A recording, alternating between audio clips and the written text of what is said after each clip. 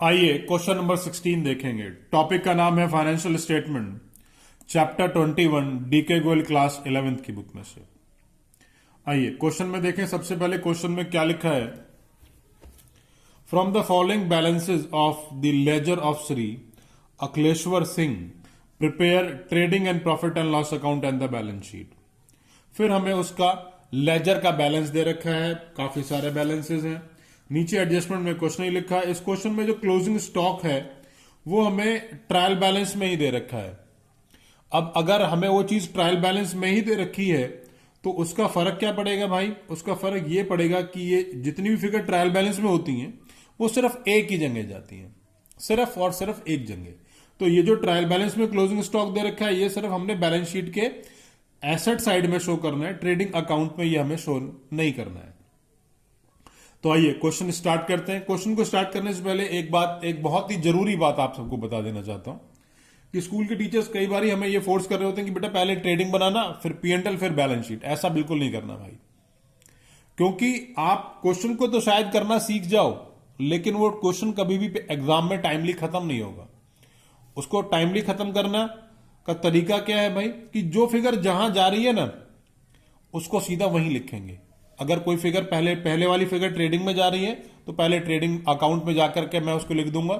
फिर अगर दूसरी फिगर बैलेंस शीट में जा रही है तो मैं उसको फिर वहां बैलेंस शीट में डालूंगा। तो प्लीज इसी तरीके से क्वेश्चन को करना सीखें भाई।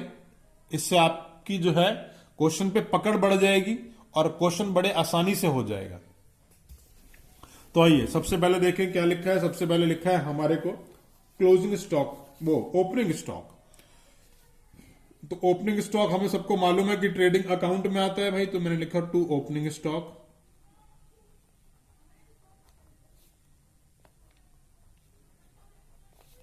वैल्यू है 30,000। उसके बाद लिखा है क्लोजिंग स्टॉक। क्लोजिंग स्टॉक के बारे में हम सब जानते हैं कि अगर फिगर ट्रायल बैलेंस में दे रखी हो तो सिर्फ एक ही जगह जाएगी और वो है बैलेंस शीट की एसेट साइड।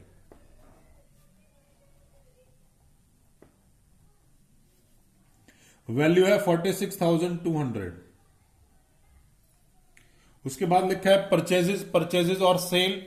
तो ये तो भैया ट्रेडिंग अकाउंट में आते हैं, तो मैंने लिखा टू परचेजेस। अब जो फिगर डेबिट साइड में लिखी है वो परचेज वाली है और जो क्रेडिट में लिखी है वो सेल वाली है। तो डेबिट साइड की फिगर मैंने परचेज के आगे लिख दी 2,30,000 और सेल वाली फिगर मैंने यहां लिखी बाय सेल 3,45,800। उसके बाद रिटर्न्स लेस कर दिए।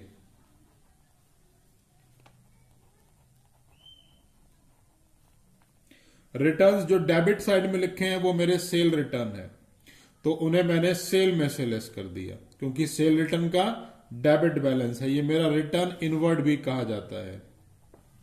और दूसरा मेरा रिटर्न आउटवर्ड जिसे मैं परचेज रिटर्न कहता हूं, उसे मैं परचेज में से लेस कर दूंगा।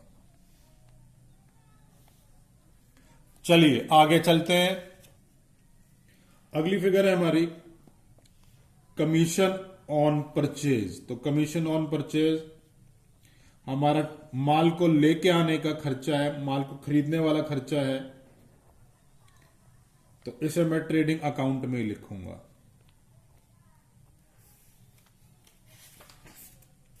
Freight and carriage,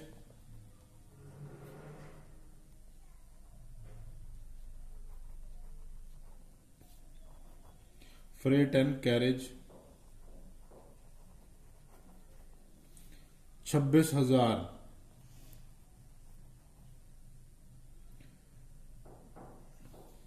to wages, wages भी हमारा, क्योंकि वेजेस एंड सैलरी, वेजेस पहले लिखा हुआ है, वो भी हमारा ट्रेडिंग वाला खर्चा है 10,800।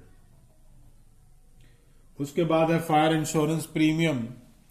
अभी जो फायर इंश्योरेंस प्रीमियम है ये मेरा जो है ऑफिस वाला खर्चा है।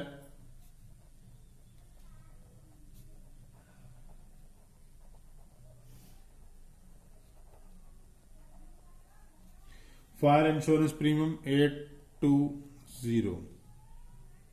Next is business premises. अब ये बिजनेस प्रीमिसेस यहां आ जाएगा एसेट में।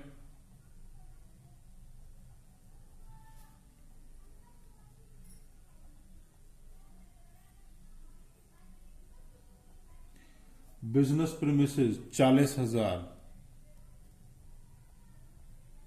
बिजनेस प्रीमिसेस मेरा एसेट होता है तो मैंने एसेट में लिख दिया। Next is sundry debtors.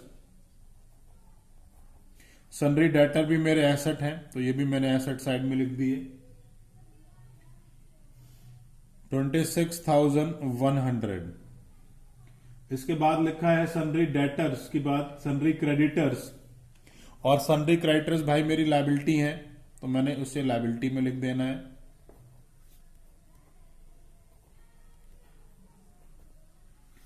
Sundry creditors की वैल्यू है 26,700। Next is goodwill. गुडविल मेरे को जो है बैलेंस शीट के एसेट में लिखी हुई है, एसेट है तो मैंने एसेट में लिख दिया भैया goodwill 8,000।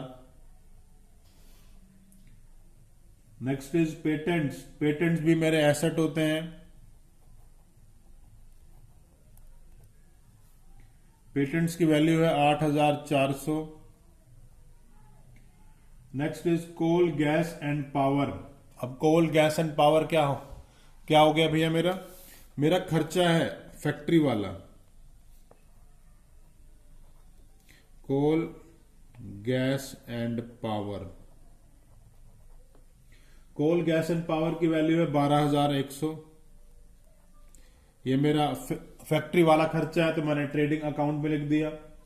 Next is printing and stationery.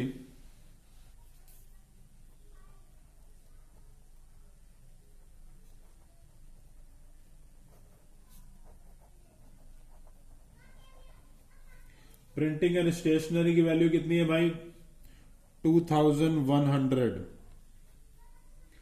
Next is postage.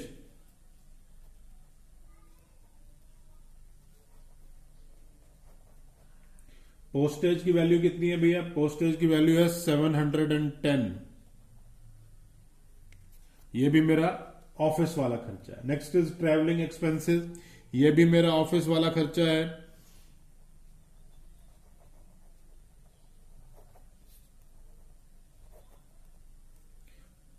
Travelling expenses 4,250। Next is drawings. Drawings वाली फिगर जो है वो कैपिटल में से लेस हो जाएगी।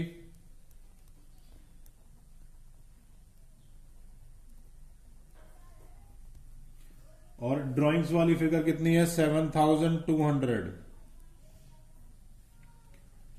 उसके बाद है भैया डेप्रीसिएशन।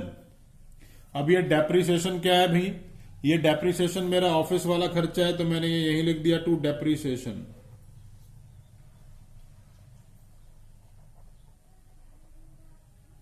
और डेप्रीसिएशन की वैल्यू कितनी है 1,000।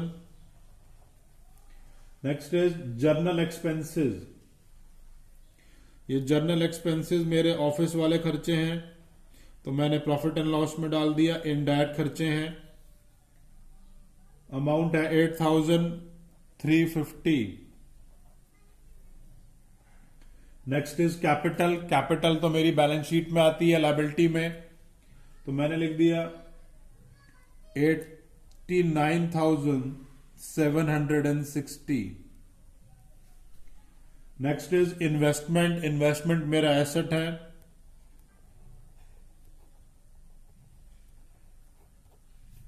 अमाउंट है 8,000। Next is interest on investment.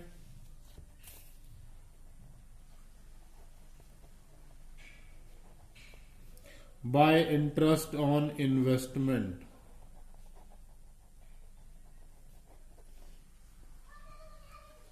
$800।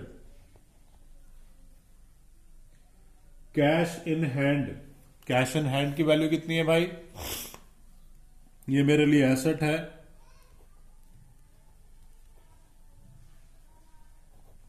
Cash in hand की वैल्यू है 2,570।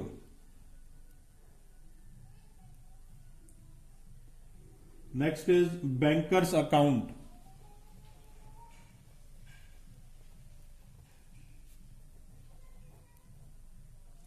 अब अब ये बैंकर्स अकाउंट भाई, इसका बैलेंस ना क्रेडिट साइड में दे रखा है यार। अगर ये डेबिट में होता तो यही ठीक था जहां मैंने लिखा था अभी, लेकिन इसका बैलेंस तो क्रेडिट साइड में दे रखा है। क्रेडिट साइड का मतलब हो गया कि ये बैंक ओडी है, वैल्यू है मेरी 5200।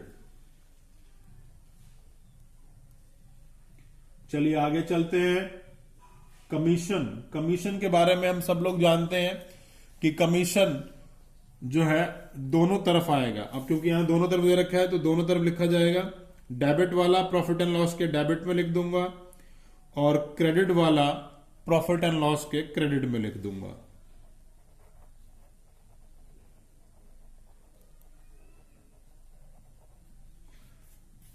डेबिट वाला कमीशन है 4600 और क्रेडिट वाला कमीशन है 4400। उसके बाद है लोन ऑन मॉर्टगेज, मॉर्टगेज का loan.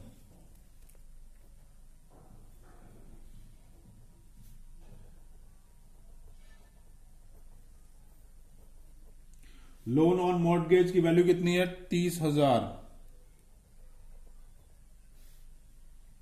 Next is interest on loan. ये इंटरेस्ट क्योंकि डेबिट में दे रखा है तो पीएनएल के डेबिट में डाल दूंगा भाई। Interest on loan, interest on loan की वैल्यू है 3000। उसके बाद है बीपी, बीपी मेरी लायबिलिटी है, बिल्स पेबल, तो इसे यहां लायबिलिटी में शो कर देता हूं। 2280। Next is bill receivable, BR, BR की वैल्यू है 4540। ये मेरा एसेट होता है। Next is income tax, income tax मेरे लिए एक पर्सनल खर्चे की तरह है तो मैं उसे कैपिटल में से लेस कर दूंगा। अमाउंट है 3000। Next is horse and cart, ये भी मेरा एसेट है,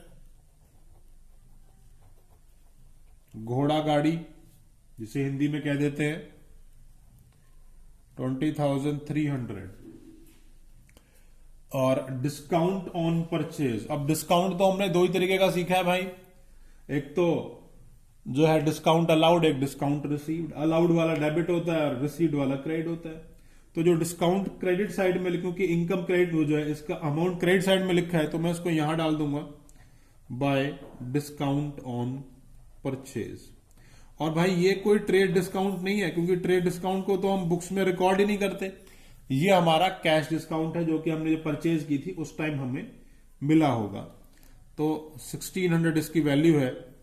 फाइनली इसी तरीके से क्वेश्चन करना है और चलिए मैं इसका टोटल लगाना स्टार्ट कर देता हूं। आइए सबसे पहले सेल में से सेल रिटर्न को लेस कर लेते हैं। 3,45,800 माइनस 12,500, ये वैल्यू आ गई 3,33,300। क्योंकि यही टोटल बड़ा आएगा तो मैं इसको दोनों तरफ लिख देता हूं।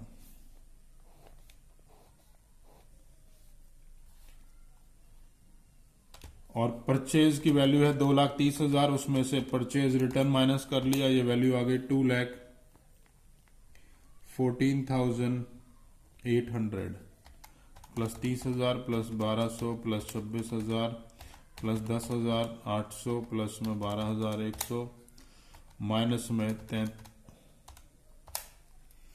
और ये टोटल आ गया मेरा। यहां पर जो डिफरेंस आ रहा है वो आ रहा है मेरा ग्रॉस प्रॉफिट के नाम से। To gross profit transferred to profit and loss account 38,400, 3,33,300, 3,33,300। अब जो ये ग्रॉस प्रॉफिट था भाई, इसको हम यहां लिख लेते हैं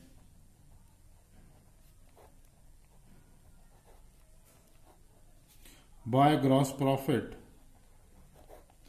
transferred to profit and transfer from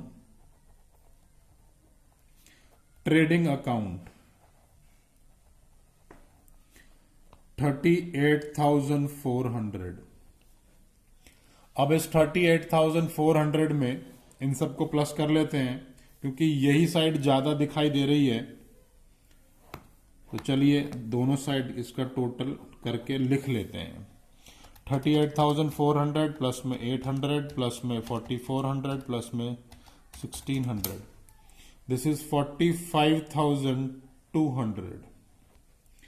45,200 इसमें से ये फिगर लेस कर देता हूं, 3,000 minus 820 minus 2,100 minus 710 minus 4,250 minus 1,000 minus 8,350 minus 4,600।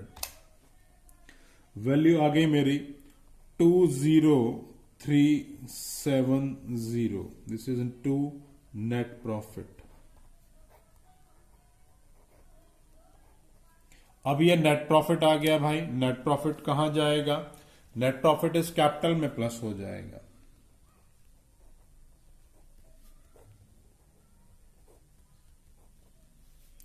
$20,370